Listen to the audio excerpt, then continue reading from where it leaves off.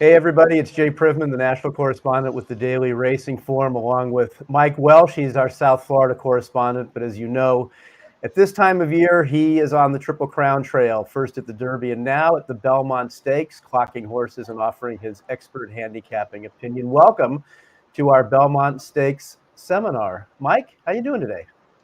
Good to be here. A little soggy start, but things are clearing out right now, so everything looks good. Well, good. Well, we're going to go through the Belmont Stakes field. In fact, we'll go through all 8 runners. It's a lot easier to do than something like the 20-horse Kentucky Derby. And then we'll take some viewer mail during this webinar. But before we do, get ready to bet the Belmont Stakes on DRF Bets. You can join DRF Bets today with promo code WINNING and get started with a $250 deposit match bonus, a $10 free bet, and free access to Formulator past performances. Go to drf.com/bet for more information. Bet with confidence on DRF Bets. Again, that's drf.com/bet. Well, Mike, before we take a look at the field in post position order, I just wanted to get kind of your overview of how you think this race might be run in comparison to something like the Kentucky Derby, where we saw that radioactive early pace. Well, I've handicapped enough races through the years to know that no matter how much you look at a race and figure how it's going to go, they never seem to go the way you plan them to. But if this one goes the way it figures to on paper, I mean, it sure looks like We the People is going to be loose on an easy lead, assuming he breaks well from the rail. And, if they could slow it down, which you would assume they're going to try, and, it would seem kind of suicidal on the part of anyone else to run with him, knowing what his strategy is going to be. So I just don't see where, again, unless he has a terrible start, that We the People won't be on the lead, especially breaking from the rail. And then it may be just a matter of he's good enough and, can get the 1.5 miles. But, I sure like the chances of a horse in any race that you think is going to be loose on the lead, as he, at least projects to be. Right. So he is, as you mentioned, the horse that's breaking from post position number 1 in this race. What have been your thoughts on how you've seen his training in the days that you've been here in New York? The first thing I really saw from him was his work last weekend, and I thought it was excellent. Now, look, he's a fast horse. You expect him to go fast, but he didn't appear to be traveling as fast as it looked, from the naked eye. I was surprised when I looked down at my watch and saw he went 47 and change. I mean, his trainer, rider, Rudy Brissett, had him pretty well in hand to the wire. And then I like the energy he showed gallop it out. I always love the good gallop outs.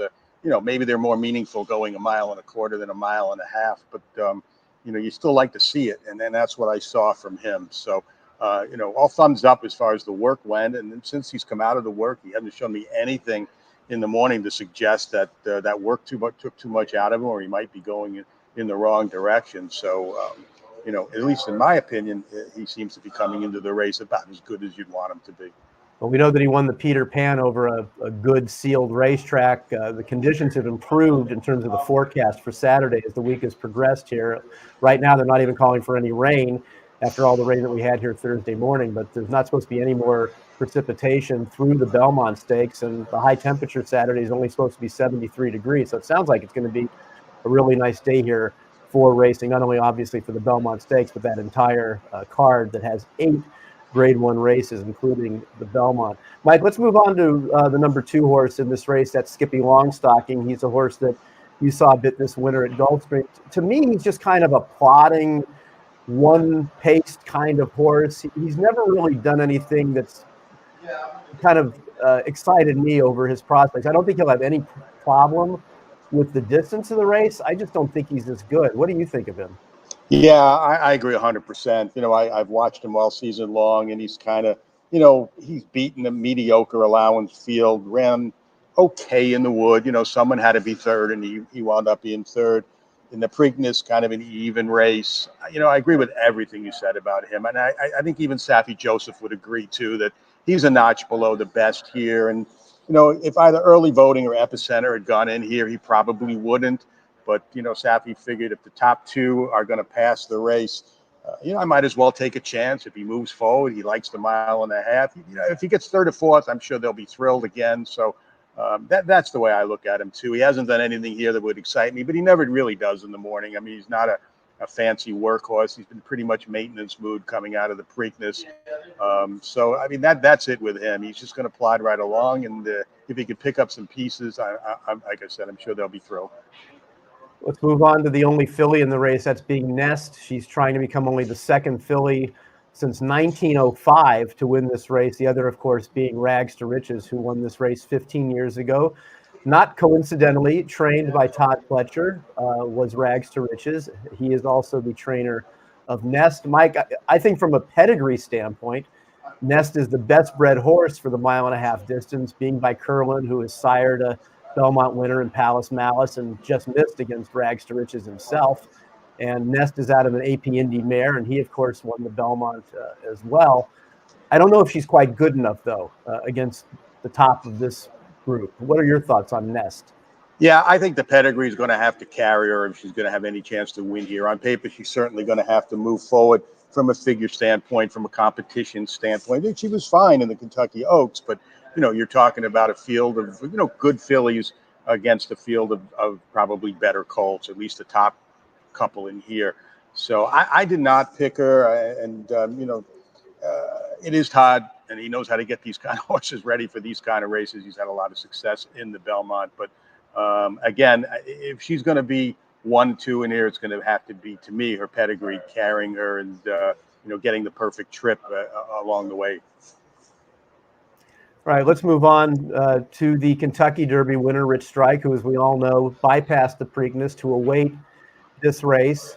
He got a hot pace to run into in the Derby. Mike, I wouldn't expect anything remotely like that, obviously, on Saturday in the Belmont Stakes. But you've seen a lot of this horse since you've been here in New York and since he's arrived. What have been your impressions of Rich Strike's training leading up to the Belmont Stakes? Well, I came here fully prepared to toss him in here. I just thought, I thought it was an excellent move on their part not to come back in the Preakness in 2 weeks off of that kind of an effort, which was so far superior than anything he had done before. They talk about the bounce theory in racing, and that would have been the classic bounce off of that race. Now he's had 5 weeks, although 5 weeks truly isn't enough to come back from that kind of an effort. But from what I've seen from him, he seems to actually be flourishing and moving forward off the race. I thought his last work at Churchill that I got to see on tape was better than his last work before the Derby. And his last work before the Derby wasn't that bad. I gave it a B rating in our clock report, and I probably would have given it a B+ if he had changed leads down the stretch and hadn't gotten as hot as he did. Well, his work at Churchill, he didn't get as warm, and he changed leads perfectly. He galloped out with a lot of energy. True, the track was very fast that day because he was working between races, and the track was more manicured than it would be in the morning. But I like what I saw there, and then since I've come here, he hasn't had a bad day at all.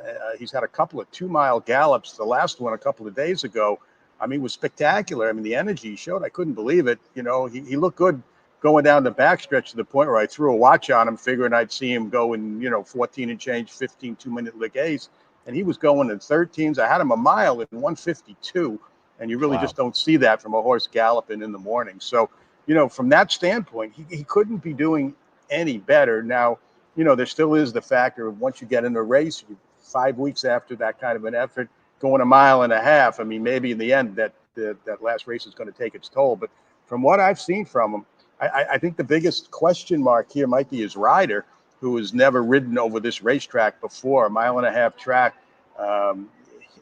Where he makes his move, either too early, too late, or it could be a big factor in the end too. But I'm going to keep him in. I wound up picking him second, just off what I've seen the last few days. I moved him way up in my ratings from the way he's been training.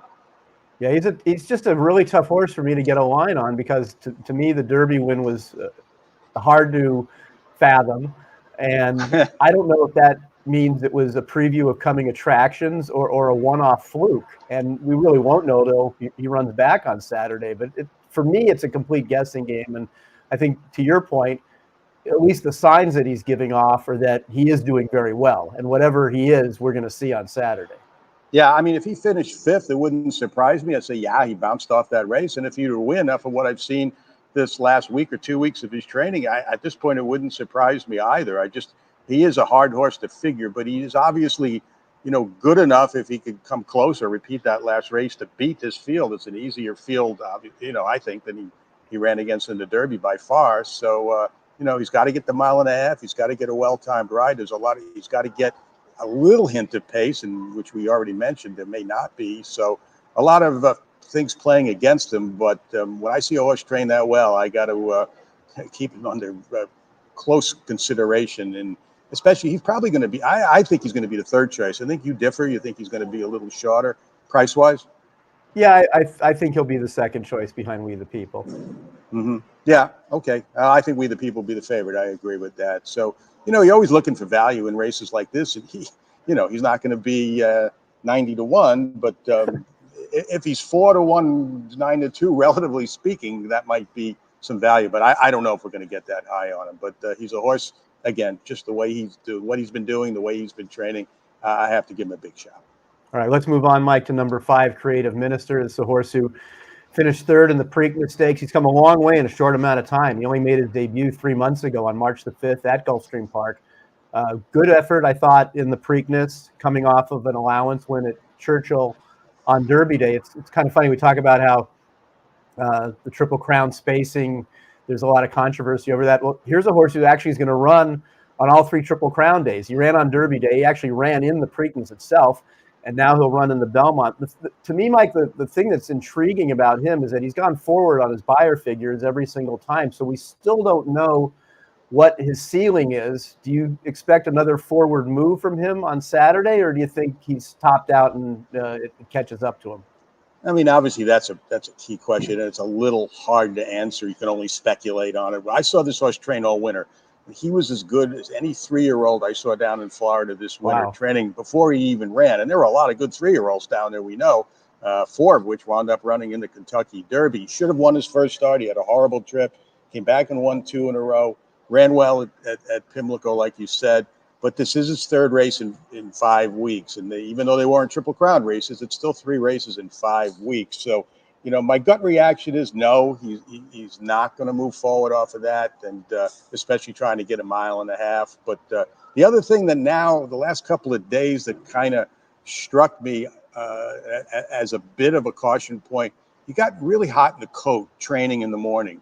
Now, the first time I saw it, it was a kind of a muggy morning, so I gave him a base on balls. But he did that again today, and he didn't do all that much. And although it was a little bit muggy today, you didn't see that from all the other horses training. So, I didn't see that from him all winter. I never saw him, work up a lather like that in the morning. So it's a bit of a red flag for me. Sometimes you start seeing a horse, do that. It's an indication that maybe they're not happy with something and something's going on. So I'm going to kind of keep an eye on him tomorrow and see if it happens again tomorrow morning. But all things being equal, I'm kind of against him. I could be wrong. Like I said, this is a horse I loved all winter, but it's asking a lot of him to move forward again. 3 races, 5 weeks. And that's all right, let's move on to the next. Sorry about that. Let's move on to the next horse, that being Donegal, the Wood Memorial winner, a late running 5th in the Kentucky Derby. Mikey broke from the rail that day, kind of got shuffled back early. I thought, though, for the most part, he had a good ground-saving trip. Now, granted, he was extremely wide into the lane, but he had saved ground most of the race until pretty much the middle of the far turn, and then he angled out and got fanned wide. I thought he ran a good race in the Derby, but I don't know that he had as much trouble as others believe he did. Where are you on the compromised aspect of the Derby for Donegal and his chances Saturday? I mean, you can look at it 2 ways. I mean, he drew the rail. You knew he was going to have trouble from the start. He didn't have the cleanest of trips early on. He got in some trouble.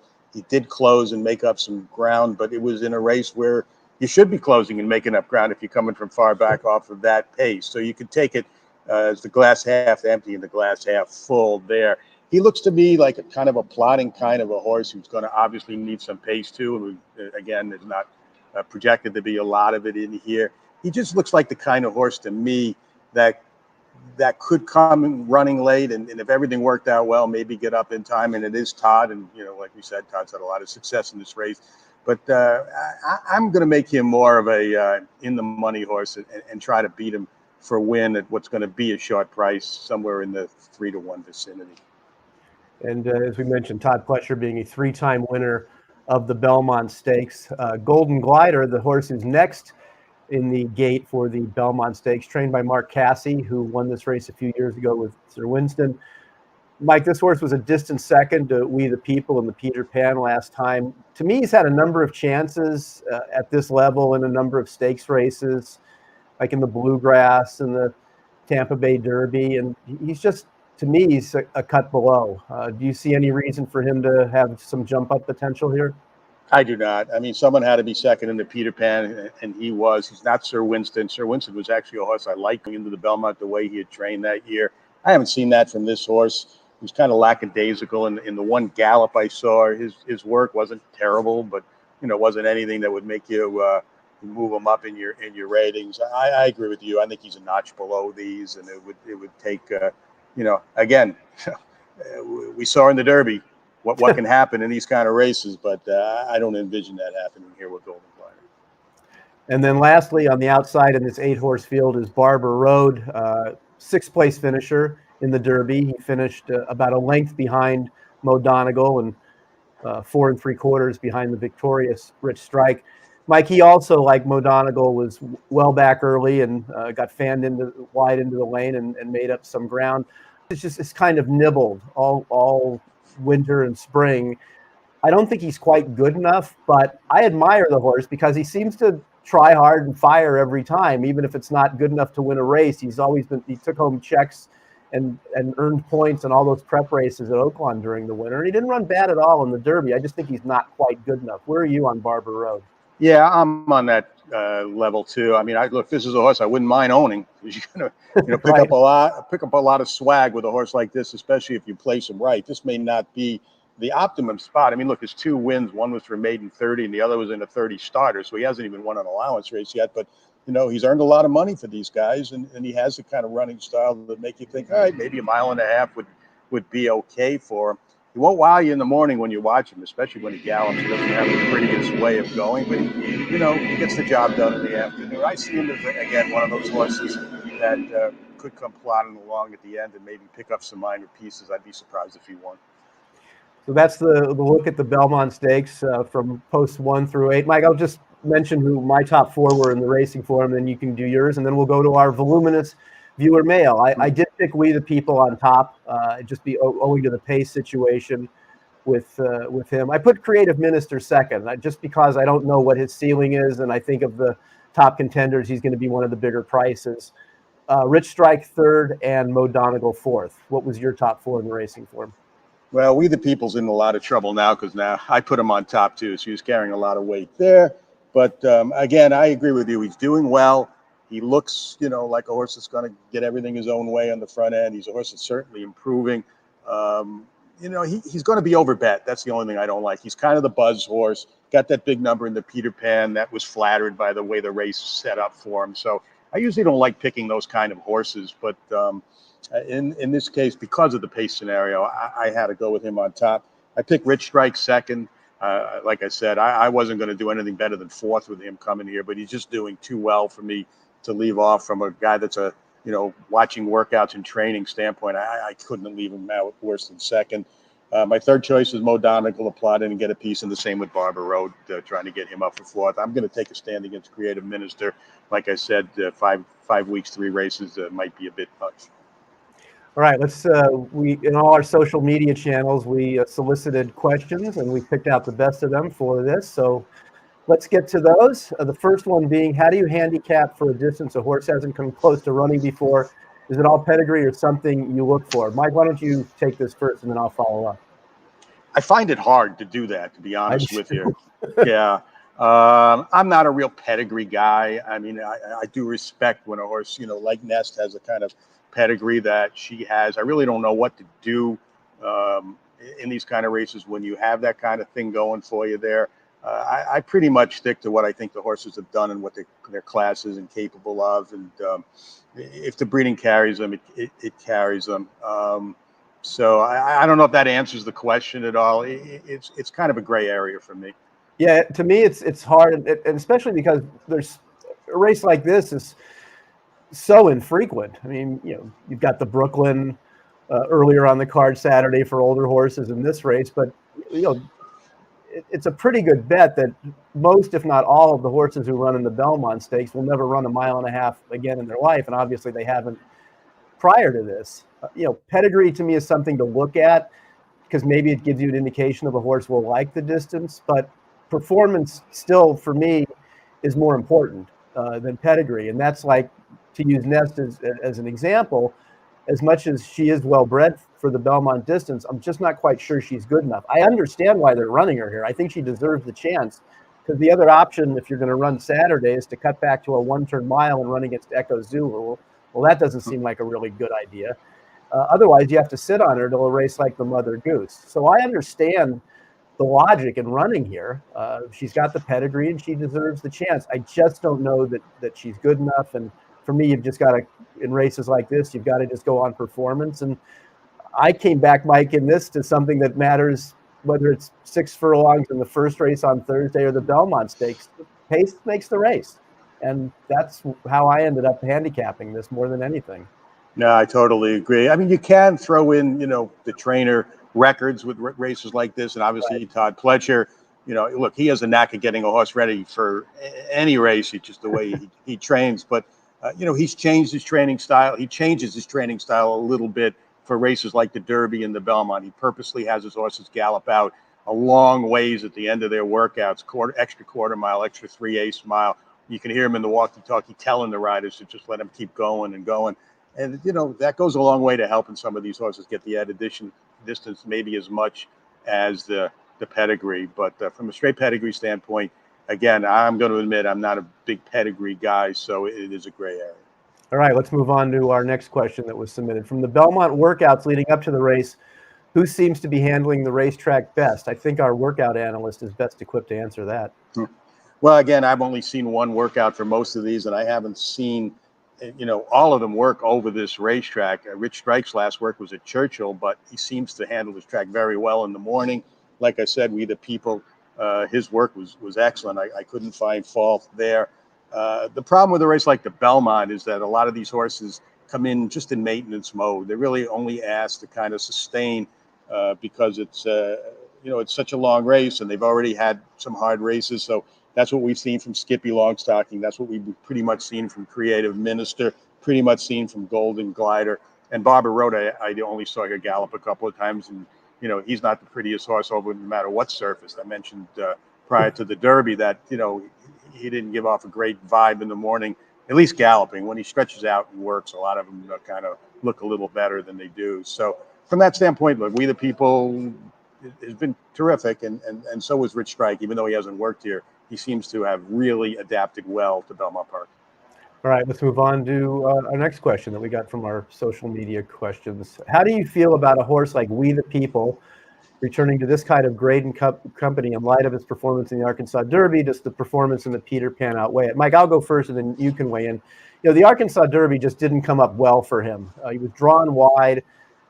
He got carried wide. He just seemed to not really understand what was being asked of him there. And, he was back on pretty short rest then. It was only 3 weeks because the allowance race that he used as a prep for that had actually not filled earlier, and they had to bring it back a week later. So he didn't get the prep in when they ideally wanted it for him. I just think everything went wrong for him that day. Peter Pan obviously came up very well for him. So for me, when handicapping this race, again, I came back, as I mentioned a moment ago, to the pace situation. And to me, it is going to be more reflective of the Peter Pan than the Arkansas Derby on Saturday. And I think it's going to give We the People a chance to show himself in his best light. And that's why, for me, to answer this question specifically, the Peter Pan outweighs the Arkansas Derby, but that's because of what I think the race shape is going to be on Saturday. What do you think? Yeah, I can't argue too much with anything you said there. Sometimes you just have to be prepared to put a line through a horse's race, and the Arkansas Derby was one of those with We the People. If a horse doesn't get his right trip set up, they just don't run anyway. And when the trip gets worse and worse as it goes along, it doesn't even matter in the end how far they get beat. They just give up. The rider gives up. So, whether he got beat 13 lengths or 30 lengths, it really wouldn't matter with me. There would have been a line through that, and I would move on. And he obviously bounced out of it, with a big effort. Now, again, if the pace scenario wasn't going to be what we believe it's going to be in here, and I thought someone was going to run with him, I'd be against him in here just because, that last race, I think the huge figure is partly reflective of the perfect trip he got. Right. But I see him getting the same kind of a trip here. And look, I don't know if he's going to get a mile and a half. I mean, that still is a question here with him, but he's going to have everything his own way. And I just, there's no one in this field that I, respect enough to not think that if this horse gets everything his own way, he's going to be tough to beat. All right, let's move on to our next question that we had submitted. Do you think Rich Strike has any real shot in this race if We the People gets loose? I'll go first here. Mike, I think he's got a shot, but I mean, We the People can get loose. The question is, after a mile or a mile and an eighth, even if he's loose on the lead, is he going to still keep going? Obviously, I think he can and will, and that's why I picked him. But boy, if he can't stay the trip, then yeah, Rich Strike has a shot. What do you think? Well, first thing I would also recommend is to watch the earlier races on the main track too, because sometimes, and even big days like this, the track plays for or against certain styles of running, and if you see speed is coming back on Saturday for whatever reason, right, or horses that are outside, part of the track is better. Now I'm going to guess that Rudolph Brissett and Flavien Pratt are going to watch the races too, and if they think I don't think they're going to take the speed out of them, but if they think the inside is not the place to be, you might see this horse in the 5-path all the way around. Flavian's pretty good at assessing that kind of stuff. Yes, he is. Yeah. So, but it is a factor that you have to think about how the track is playing. If it's a laboring track, it's obviously going to play against We the People and help Rich Strike. I think on paper you could probably go either way with them, but again, when we're just repeating ourselves, the pace scenario so much favors We the People that I had to take him over Rich Strike too. But Rich Strike is doing so well and has already proven, on the biggest stage of them all that he fits at this level. It's just a question if he's going to repeat that race, pace or no pace. All right, let's move on to our next question. We've got several more to look at. Are there any horses you look at and just think there's no way this horse is making a mile and a half and is an easy toss? I don't know, Mike, why don't you go first on this one? I think that brings the pedigree issue into play again. And then again, I think we already, went over that point. I'm just, not, there's no sprinter pedigree in here that I see that maybe would make me think that someone doesn't want to go that far. And I'm sure, the trainers in here are also cognizant of it. And I don't think they want to hurt their horse and take a horse that, they think, has no chance of getting that far and throw him in here to make him go a mile and a half, or they may ruin him for the rest of the year. And, not that probably hasn't happened before in these kind of races, just because guys are taking shots and, because it's the Derby or the Belmont. But, in this particular field, I can't say there's anybody that fits that profile. I agree. Yeah. There's really, for this race, there's no one that does fit that parameter. Let's move on to our next question. What do you make of the blinkers off on Barber Road? He's worn blinkers in all of his starts since his debut, which was a sprint race, but he's had blinkers on all since then. Now he's taking him off. To me, Mike, it's a non-issue. I mean, I don't know that it's going to help or hinder him. I just think he is what he is. What do you think? Yeah, without speaking to John Ortiz, I don't know if it's just like a desperation move. I got to try something different to find a couple more lengths with this horse at this level.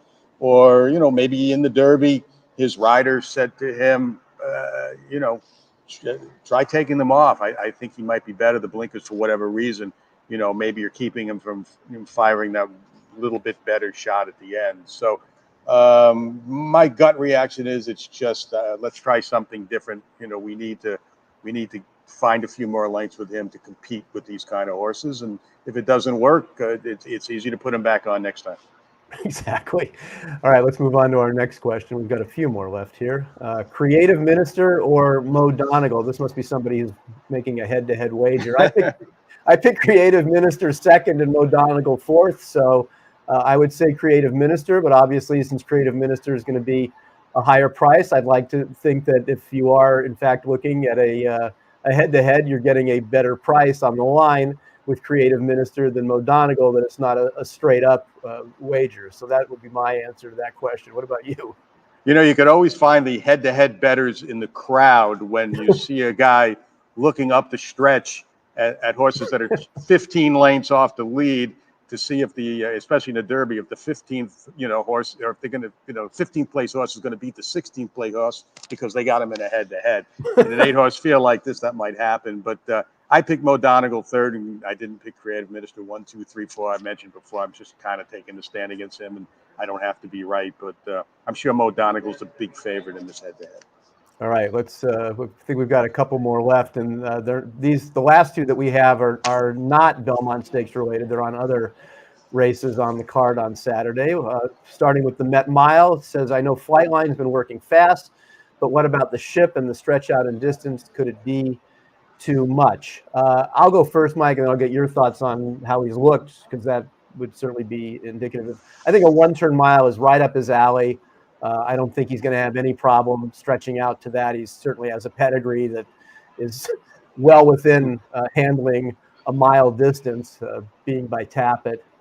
The ship is a little bit of a question, just because he is a horse who's an aggressive horse in his training and his racing, and if he didn't settle in well, it would concern me.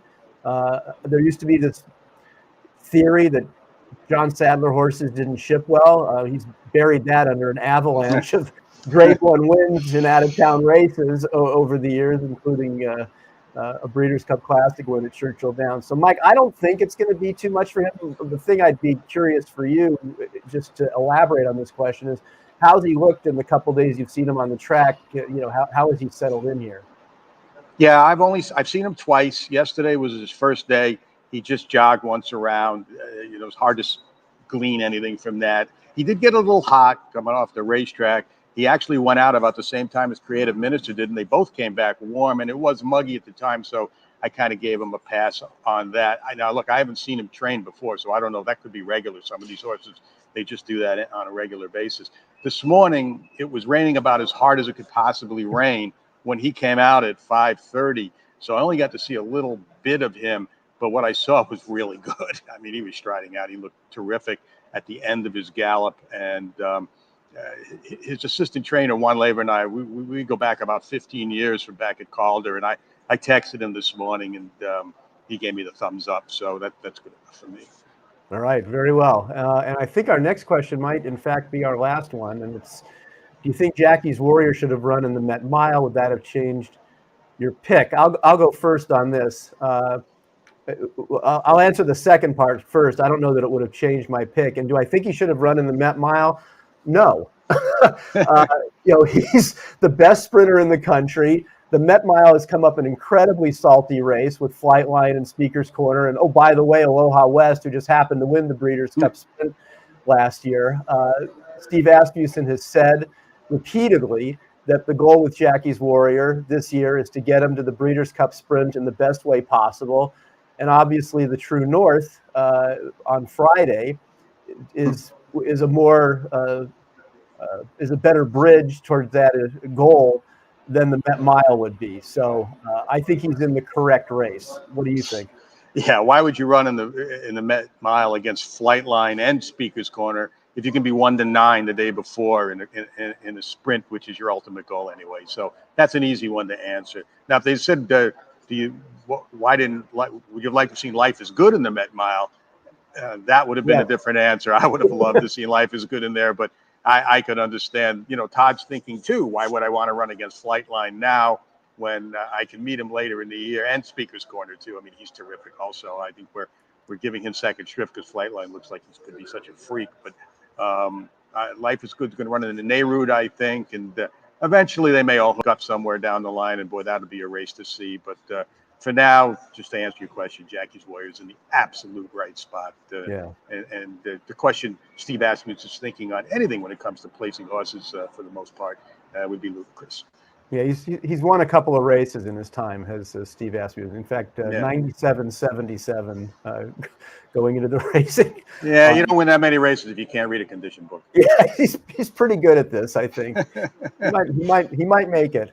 Well, before we go, just want to remind everybody, put yourself in position to win big on Belmont Stakes Day with the power of daily racing form. Visit shop.drf.com now and get everything you need for the Belmont Stakes, including past performances with exclusive buyer speed figures, expert picks, betting strategies, clocker reports, and more. Can we plug the clocker report? Especially the clocker reports and more. It's all at shop.drf.com. Again, that's shop.drf.com. Well, Mike, appreciate you taking the time here. By the way, the beats look good on you. I think it could be a good new look for you going forward. So make sure you get a headset of those. But thanks for doing this. Good luck. I'm sure everybody will be following you at DRF Welsch and me at DRF Privman over Belmont Stakes weekend. Thanks for joining us. For Mike Welsch, I'm Jay Privman. Good luck this weekend at Belmont Park. Good luck, everybody.